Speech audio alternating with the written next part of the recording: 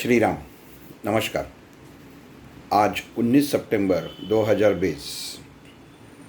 भीमरूपी निरूपण विश्लेषण भाग 3।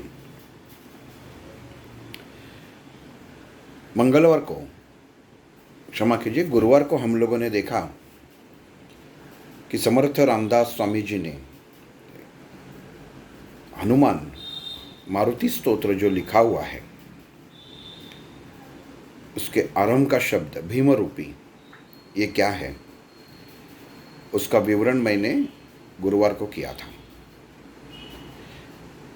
मनुष्य को कोई शक्ति प्राप्त करने के लिए जिसकी शक्ति, जिसका मंत्र, जिसका स्तोत्र हम लोग कहते हैं, वो क्या है, वो देवता क्या है, उसका एक अंदाज होने के लिए, और ऐसा अंदाज जो अपनी बुद्धि उसे ग्रहण कर सके, इसके लिए समर्थ रामदास स्वामी जी ने भीम को एक समझते हैं कि नायक का दर्जा देकर मारुति के रूप में आपके सामने प्रस्तुत किया है। लेकिन केवल कोई चित्रपट में, जीवन में कहने से नायक नहीं होता। उसका खुद का जीवन कैसा है, उसकी शक्ति कैसी है, उसका तेज कैसा है, उसके ऊपर सब कुछ निर्भर है। कहने का अर्थ यह है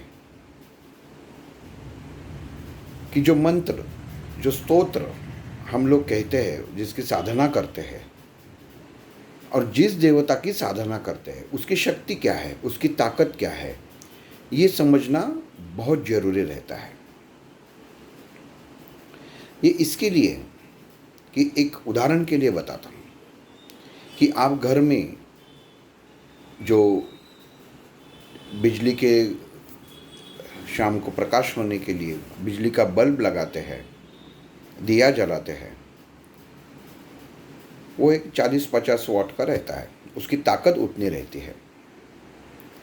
लेकिन वहाँ पे आप अगर खुले मैदान का जैसा बड़ा दिया रहता है वैसा अगर घर में लगा देते हैं तो आप वो सह नहीं पाएंगे, उसकी ऊर्जा सह नहीं पाएंगे।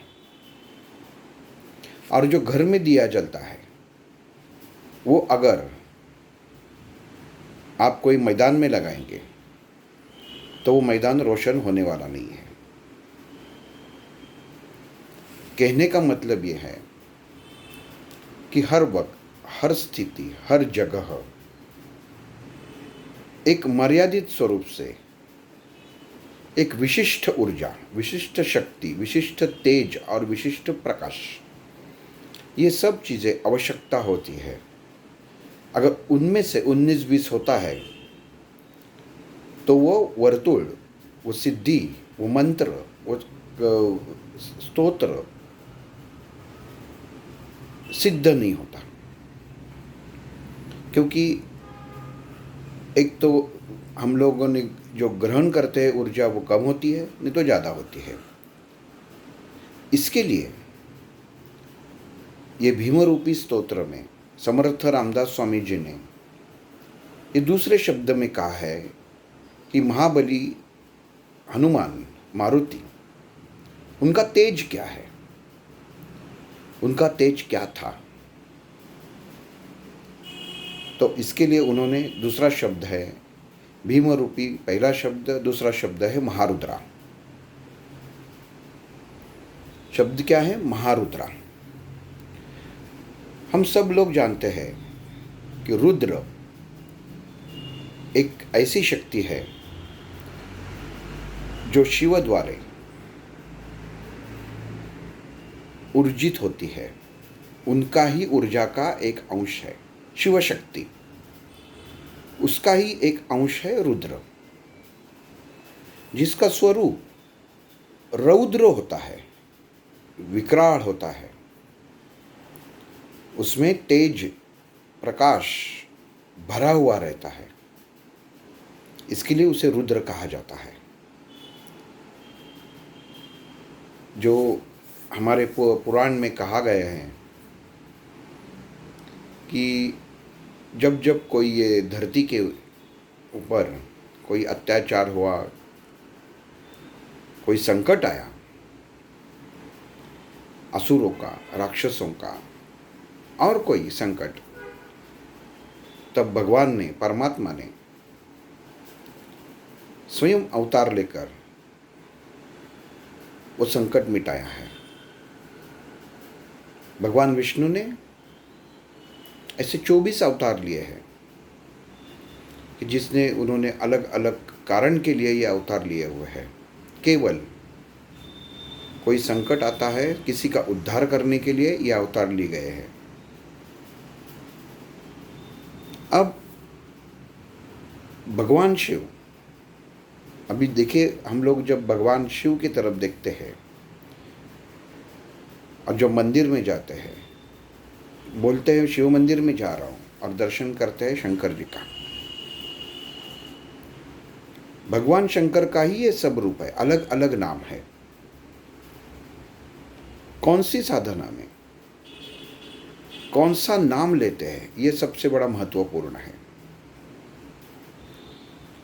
शिव साधना में अगर भगवान शिव शंकर आप सामने लाएंगे, आपके सामने, तो उनका भोलापन नजर आता है। भोलेनाथ कहा तो भोलापन नजर आता है, उनकी कथाएं याद आने लगती है। लेकिन शिव कहा तो एक तेज, एक शक्ति मन में भी जागृत हो जाती है और सामने में दिखती है। तो रुद्र ये शिव शक्ति से भरा हुआ है, शंकर शक्ति से नहीं। वापिस एक बार कहता हूं, व्यक्ति एक, घर में पत्नी के लिए पति होता है, बच्चों के लिए पिता होता है, और माँ बाप के लिए बेटा होता है। व्यक्ति एक, लेकिन हर जगह हर लोगों का आवाज, उनको पुकारने का अंदाज अलग अलग होता है।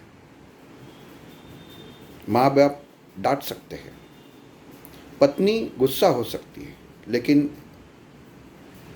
उनके बच्चे वो बात पिताजी से कर नहीं सकते।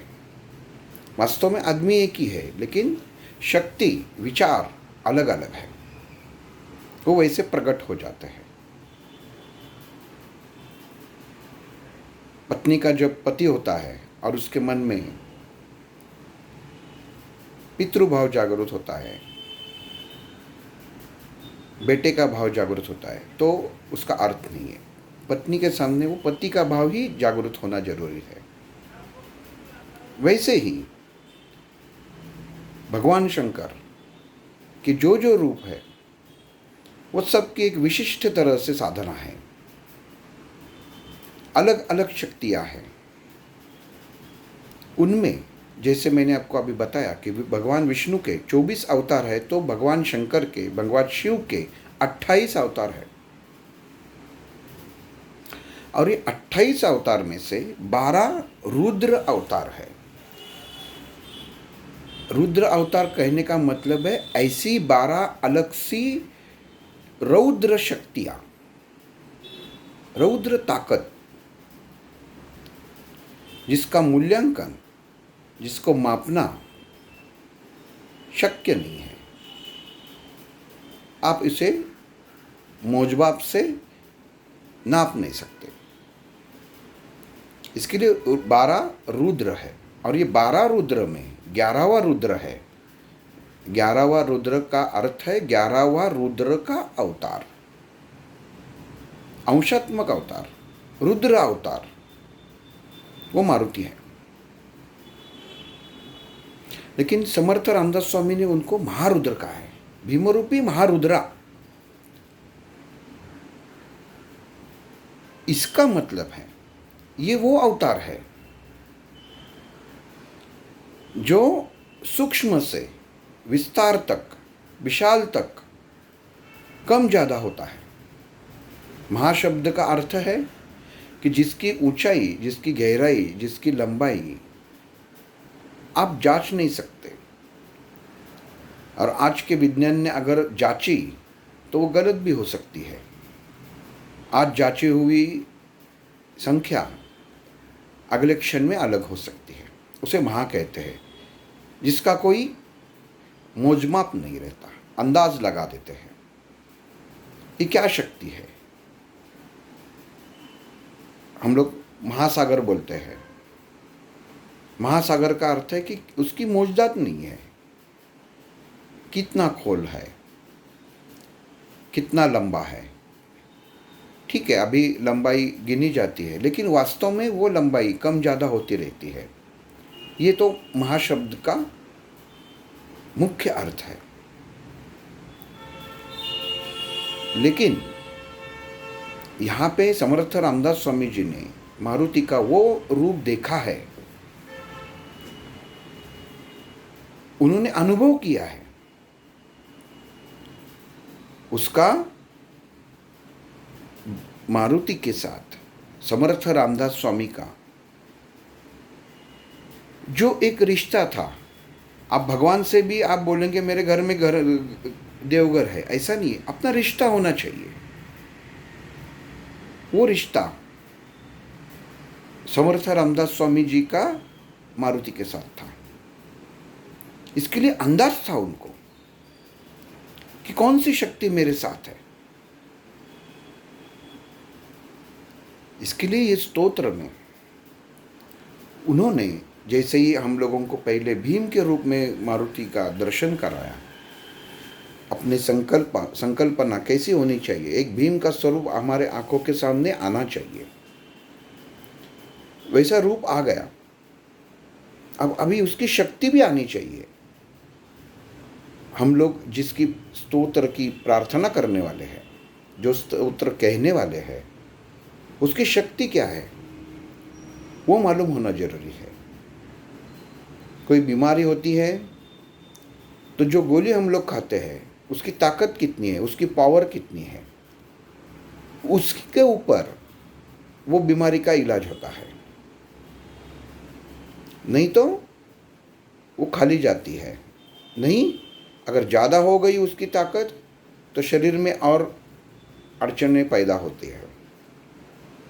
कहने का अर्थ यह है कि हर मनुष्य के शरीर की ग्रहण शक्ति एक मर्यादित रूप में स्थित है, उतनी ही उसको ग्रहण करनी चाहिए।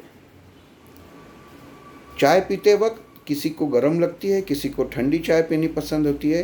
वो उसकी पसंद नहीं है, उसका शरीर का तापमान क्या धारण करता है उसी के ऊपर उसकी सोच बनती है। वैसे ही यहाँ पे समर्थ रामदास स्वामी जी ने मारुति का वर्णन किया हुआ है महारुद्रा करके।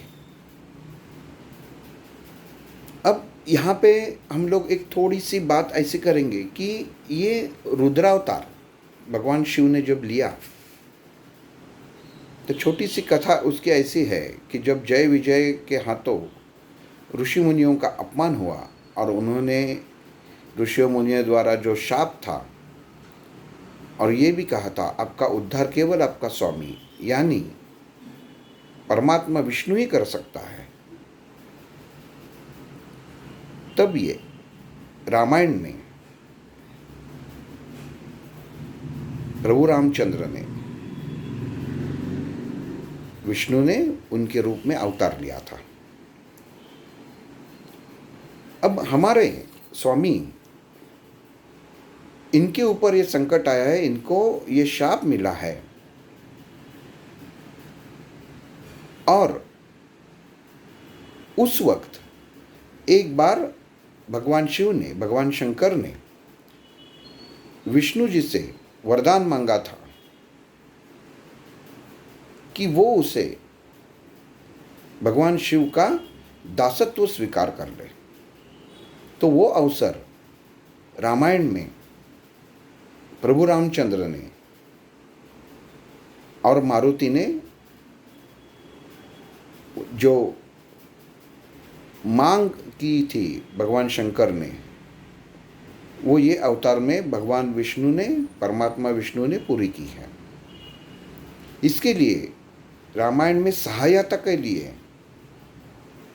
शंकर जी ने, बहुत सारे देवताओं ने अलग अलग तरह से, अलग अलग रूप में परमात्मा विष्णु की सहायता की थी। उस वक्त भगवान शिव ने हनुमान जी के रूप में, ये उनको जो वरदान मिला था कि मैं परमात्मा विष्णु की दास होकर सेवा करूं, वो अवसर मिल गया। और उन्होंने तय कर लिया कि जब ये अभी परमात्मा विष्णु प्रभु रामचंद्र का अवतार लेंगे, तब मैं उनकी सेवक की भूमिका अदा करूंगा। लेकिन इतना कहने से कुछ होता नहीं है, उसके लिए परिस्थिति भी अनुकूल होनी जरूरी होती है। तो उस वक्त जिस दिन मारुति का, हनुमान जी का जन्म हुआ, उस वक्त राजा केसरी और उनकी पत्नी अंजना, ये दोनों ने एक बड़ी तपश्चर्या की थी। घोर तपश्चर्या उसे कहते हैं। वो इसके लिए की थी कि उनको जो पुत्र चाहिए था वो बलशाली चाहिए था। इसके लिए उन्होंने यज्ञ किया था। तो भगवान शिव ने तय कर लिया, और क्योंकि उस वक्त अंजना ने भगवान शिव की तपश्चर्या की थी। हम जैसा बोलते हैं कि एक आधी चीज़, एक आधी घटना अगर होनी होती है तो उसकी साखड़ी कैसे तैयार हो जाती है, वो ऐसी हो जाती है। उस वक्त अंजना भगवान शिव की तपश्चर्या कर रही थी, और वहाँ पे भगवान शिव प्रसन्न हो गए।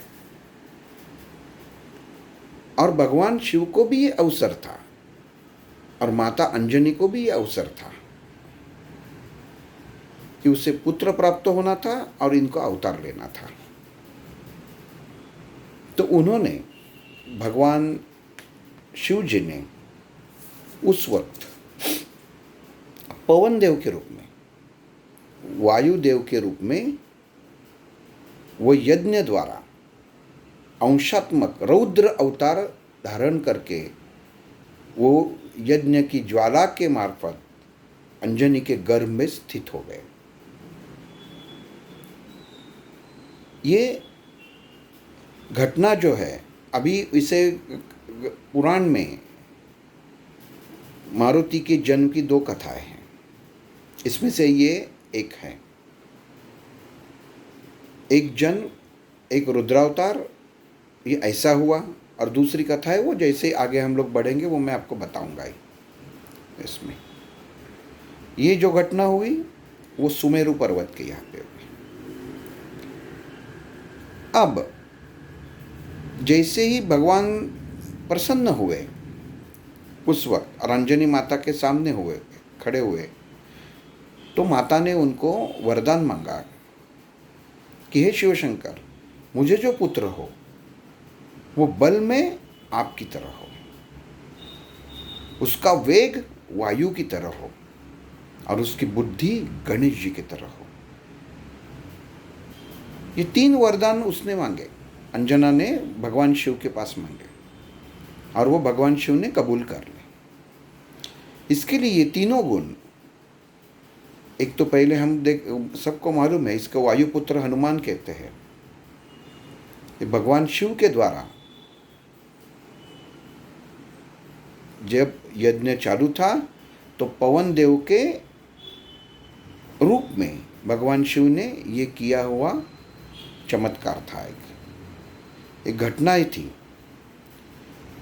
कि उनको भी भगवान विष्णु की, परमात्मा विष्णु की सेवा करना था, और इन्होंने भी उसी वक्त भगवान शिव की आराधना की थी, तपश्चर्या की थी।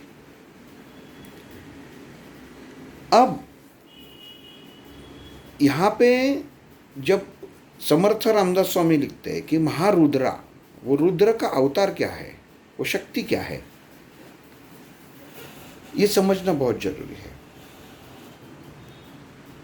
हम लोग कोई भी स्तोत्र मंत्र पढ़ने के लिए बैठते हैं तो उसकी शक्ति, उसकी ताकत हमारे मन में उभरनी चाहिए। अभी यहाँ पे जैसे ही शक्ति, ताकत, बुद्धि और वेग तीनों मारुति के अंदर मौजूद थे और जिनकी हम लोग आज स्तोत्र द्वारा आराधना करने वाले हैं, जिनके बारे में, जिनके ऊपर स्तोत्र श्री समर्थ रामदास स्वामी जी ने लिखा हुआ है, वो मारुति का और हमारा शक्ति का एक दूसरे से संगठन होना बहुत जरूरी है। अगर आपका मन प्रसन्न नहीं है, अगर आप बीमार जैसे बैठ के अगर वो मारुति की आराधना करेंगे, वो वायु देवता है, रुद्र देवता है, तो आपको जला देंगे। इसके लिए कभी भी साधना करने के लिए मंत्र पढ़ने, जब हम लोग मंत्र की साधना करते हैं, स्तोत्र पढ़ते हैं, तो हाथ पांव धो के मन प्रसन्न होना बहुत जरूरी है। शरीर की, मन की और विचारों की अंतर शक्ति, ये जागरूक होना उस वक्त बहुत जरूर रहता है। क्योंकि जिस देवता का हम लोग मंत्र कहते हैं, जिस देवता का हम स्तोत्र कहते हैं, उसमें वो शब्दों के द्वारा उभरने वाली ऊर्जा, शब्दों के द्वारा निर्मित होने वाली शक्ति, धारण करने की ताकत हमारे शरीर में होना बहुत जरूरी रहता है। इसके लिए यहाँ पे श्री समर्थ रामदास स्वामी जी ने पहले मनुष्य की मन की स्थिति तैयार करने के लिए पहले 2 शब्द लिखे हैं। भीमरूपी रूप आप सामने लो, और दूसरा है महारुद्रा। उसकी शक्ति है, उनकी पहचान दी है कि वो क्या शक्ति है। आप उससे विचार करें, आपकी मन की वो तैयारी करें कि आप किसकी आराधना करने हैं, आप किसकी साधना कर रहे हैं, आप किसको समर्पित होने वाले हैं। वो शक्ति आपको मालूम होना बहुत जरूरी है। इसके लिए ये महारुद्रा शब्द है। अब महारुद्रा शब्द में और एक बात कैसा है कि मारुति का जो रूप था वो अनुपासोनी ब्रह्मांड मीन सूक्ष्म से विशाल तक था, वो धारण कर सकता था। वो भी आगे आ जाएगा ये स्तोत्र में, लेकिन उसकी शक्ति की व्याप्ति है वैसे ही सूक्ष्म से बड़ा। और वायु गति हम लोग देखते हैं कि आजकल कभी ये जो वादळ होता है, तूफान आता है, तो सब गांव, वृक्ष, पेड़ पूरे बिखर जाते हैं।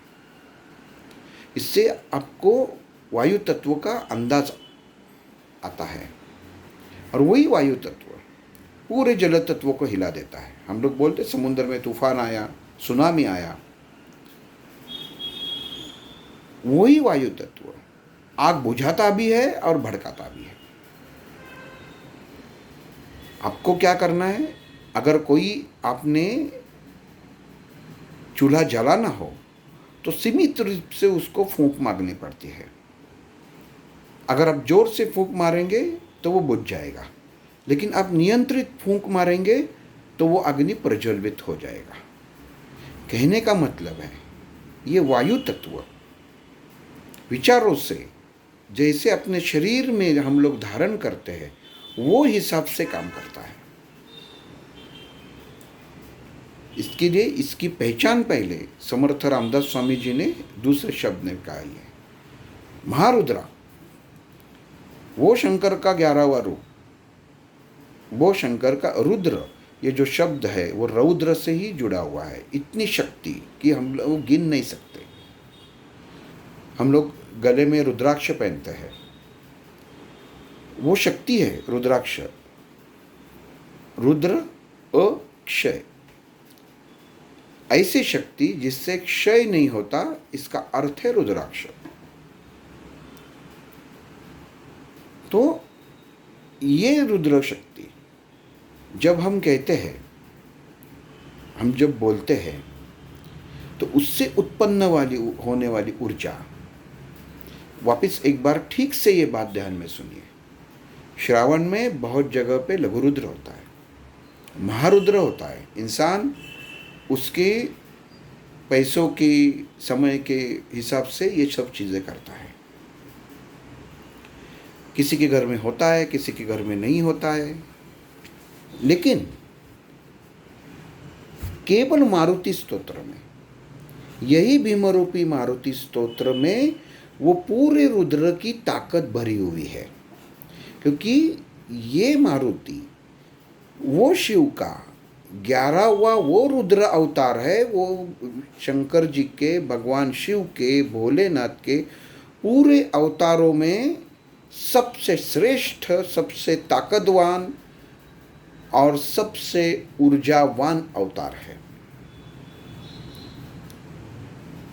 कहने का और बोलने का मतलब यह है कि अगर आपको रुद्र नहीं आता, आपको घर में लगता है कि घर में जो वातावरण है उसमें ऊर्जा नहीं है, उसमें गति नहीं है, तो केवल और केवल ये पूरा भीमरूपी स्तोत्र ही एक ऐसा स्तोत्र है वो रुद्र के बराबर है। ये सबसे बड़ी महत्वपूर्ण बात है। भला आपको पूरा रुद्र ना आता हो, केवल भीमरूपी अगर आप कहेंगे दिन में 2 बार, तो वो रुद्र के स्वरूप है, वो शंकर का अवतार है, वो शिव का अवतार है कि जो उतनी शक्ति पैदा कर सकता है।